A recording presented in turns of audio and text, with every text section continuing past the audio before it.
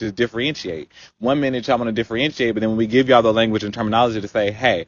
From what I have learned over the last couple of weeks, the use of the term cis has nothing to do with biological men and women, but everything to do with validating trans men and women. And that's where a lot of women are getting pissed off. Why do I need to redefine my identity in order for you to make sense of yours? Here is the awkward truth, and this might piss some people off. In order for trans women to be included in the word woman, we have to redefine it.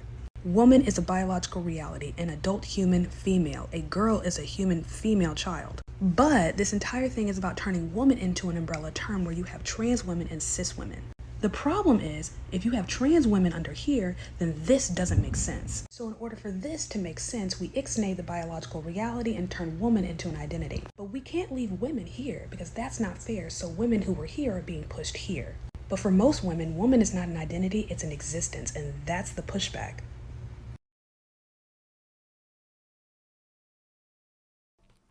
Language is important to any movement for the simple reason of communication. We may be able to use gestures and facial expressions to get across simple ideas, but as an enlightened society, we rely heavily upon the ability to share complex ideas with others.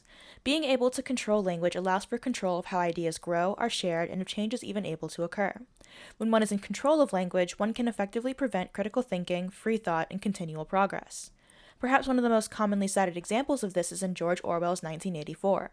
Doublethink is the acceptance of or mental capacity to accept contrary opinions or beliefs at the same time, especially as a result of political indoctrination.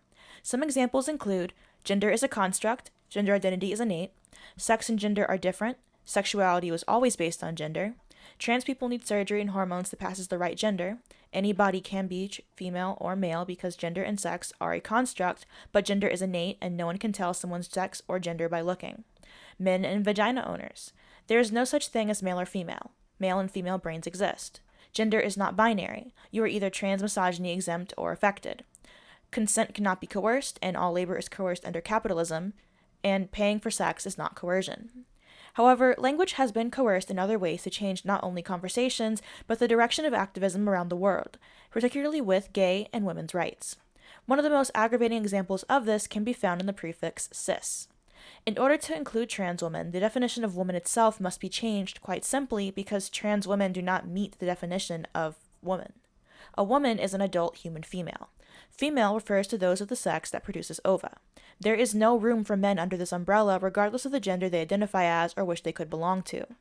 There have been many attempts to find a definition of woman that includes these trans-identified men. Some of these are as follows. To be female is to feel female, which is to feel identification with the social category of females, defined usually by gonads or by other people who meet this definition, and or to feel instincts that rely on female biology that one may or may not have. Any person who understands their gender to include woman as an accurate label in that space and time. A woman is a woman. The denial of womanhood as a closed definition category has played into the rise of the cis prefix, which has been used to fracture the conversation regarding patriarchy and to position womanhood as being more privileged than males who want to be women. In order to include men in the definition of women, it was required to broaden the definition, and in doing so, two categories were created. Women, those with XX chromosomes, are now cis. Those who are male identifying as women are trans, and both are able to lay claim to woman. However, in doing so, those who support the use of cis plays into the alienation of women from themselves, and into the perpetual stereotypes and objectification of women. The question arises, why do I need to redefine my identity to help you make sense of yours? The prefix cis is meant to imply that you enjoy and relish female oppression and limitation. If you're born female and you don't enjoy the limiting gender constructs placed on women, according to these people, you're not a woman. To be a woman is to be oppressed and love it, according to gender ideology. Essentially, feminist resistance should never exist because any woman who doesn't enjoy limiting feminine constructs is not a woman. By insisting that women call themselves cis, you are insisting that everyone who is a woman is one due to a shared love of the tools of female oppression.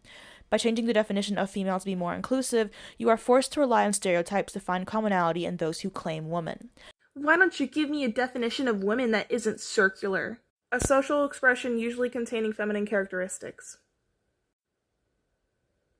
Yeah, who looks stupid now? In doing so, it alienates any women who do not fully identify with their oppression as being not women, further adding to the population of females who identify out of their sex. Furthermore, this is an explicitly anti-feminist and anti-woman movement. Any movement that naturalizes female oppression and feminine constructs is patriarchy enforcing and supporting. Not only does cis play into the conflation of womanhood with femininity enjoyer, but the phrase itself was coined by a pedophile. A 1991 publication by Volkar Sigusk titled Transsexuals in Our Nosomorphic View is credited as the first published instance of the term cisgender as an antonym to transgender. Sigusk is a German sexologist, physician, and sociologist who served as the director of the Institute for Sexual Wissenschaft, I'm sorry for messing up the German, at the Clinic of Goethe University from 1973 to 2006. The genuinely neological characteristic of transsexualism is that it casts what I have referred to as cissexualism, actually its logical counterpart, in a highly ambiguous light. For if there is a trans, a beyond, physical gender, there must be a cis, a this side of, as well. He wrote in 1998, referring to his 1991 article. In 1970, members of the German parliament charged with reforming criminal law even listened to radical education scholar Helmut Kindler and other sociologists and psychologists who declared that children would not suffer from sexual relations with adults and that those relations should not be punished because they are a crime without a victim. There's nothing wrong with pedophilia in the sense of the word, that is, against liking, even loving children, wrote Siguk. The sexuality that spontaneously unfolds between a child and an adult is something wonderful. Nothing can remind us more intensely of the paradises of childhood. Nothing is purer and more harmless than this eroticism of the body and the heart. Childish eroticism is not only full of delights, it is also necessary. Many women have spoken out against their dislike of the word cis and have been told that they were bigoted for it.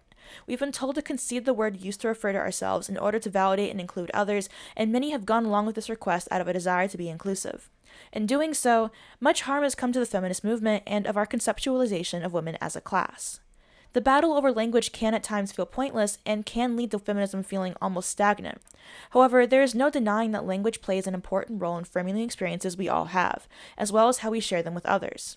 One of the largest battles within the left is centered around language, which the right has not hesitated to make light of. The prefix cis serves as a way to further separate women from themselves, playing into a culture which already presents dissociation from one's body as the norm. It implies that only those who enjoy rituals of femininity, rituals which are inherently degrading, are female, which is not revolutionary at all. The suggestion that only those who conform to stereotypes are women is misogyny, simple as that. Allowing men to identify as women, and worse still, ceding the term woman in its neutral form to men, further plays into the objectification and misogyny that women face. If so many have noticed and pointed out the problems of forcing women into using it, then why are we still being forced to use the moniker? Quite simply, because it benefits men to have us do so. This, dear viewers, is where we part. I think this is an interesting topic because it's not just about gender politics, it's about the stereotypes that have become what people think womanhood is. It's the fact that we have circled away from just understanding that there are two sexes on this earth and that there are many different ways that you can be a person and that have your sex not affect that, so we are back to the point where girls pink, boys blue. And I feel like in a lot of the interviews that I do, we talk about how it's just kind of sad that we've gotten here, that it's kind of depressing. And I think this is one of the most depressing aspects for me because, I shouldn't feel so ostracized just for being a normal person. Whenever I hang out with a normie friend and she's putting on a full face of makeup to go to the mall and eat lunch, it's just you're sitting there thinking, wow, we really didn't get far, did we?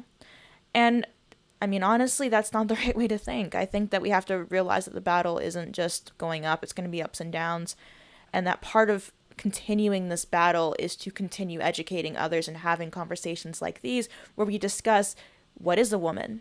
Why are we defining womanhood based on stereotypes? These are things that are very simple, easy to get, and even those who are really, really resistant to learning about radical feminism will often keep an ear open if it's coming from someone that they already know, and especially so if you use simple terms that don't raise any turf flags. If you guys have any comments, questions, or concerns, please feel free to leave them in the comment section down below. I do have some really cool interviews coming up, hopefully a bit shorter, hopefully with some familiar faces for you. As well as you're going to get some very weird videos of me traveling, because I don't know how that format's going to fit because I only have cheap cameras. But you managed to see my videos from Prague and didn't complain, so hopefully this one goes well as well. And I'll see you guys next time. Bye.